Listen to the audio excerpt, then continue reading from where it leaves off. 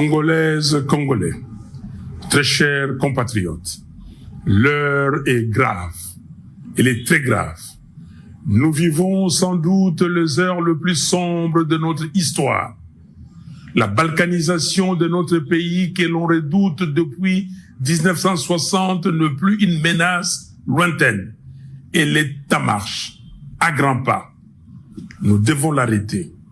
Et pour cela, je m'adresse solennellement à 3 compatriotes, Corneille Nangaa, Joseph Kabila et Félix Tshisekedi. Monsieur Nangaa, je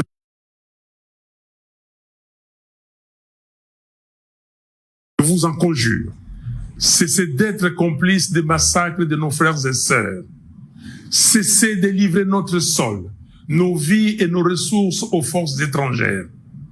Le sang congolais ne peut plus couler avec votre complicité. Aucune ambition ne vaut le prix de la souffrance de tout un peuple.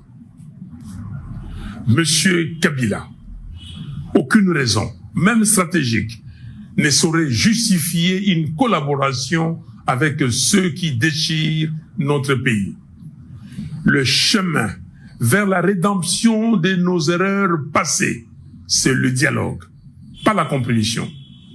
Je vous exhorte de quitter Goma, cette ville martyre, aujourd'hui occupée avec la complicité des forces ennemies. L'histoire ne pardonne pas les trahisons, encore moins celles faites à la patrie.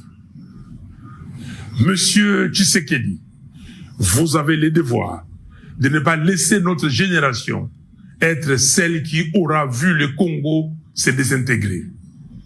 J'en appelle à un sursaut d'honneur et de responsabilité. Je veux vous voir, non pas pour une faveur, mais pour une discussion directe, sans faux semblant, sans compromission, mais par patriotisme, afin de trouver une issue digne à cette crise existentielle. Oui, s'il faut mourir pour que le Congo renaisse, alors mourons. Mais que notre mort soit utile. Que ce combat soit celui pour la résurrection nationale. Peuple congolais, dressons nos fronts longtemps courbés. Ces paroles de notre hymne national ne doivent plus rester des mots vides. Face au danger des morts, le sauvetage est la seule issue. Levons-nous, unis tous ensemble. Soyons déterminés, refusons la fatalité. Choisissons la patrie. Construisons enfin cette cohésion nationale, fruit espéré des temps de sacrifices que le sang versé n'a jamais vu naître. Le Congo nous appelle. Le Congo nous attend. Le Congo a besoin de chacun de nous. Nous avons besoin de la cohésion nationale. Que Dieu bénisse le Congo et son vaillant peuple. Je vous remercie.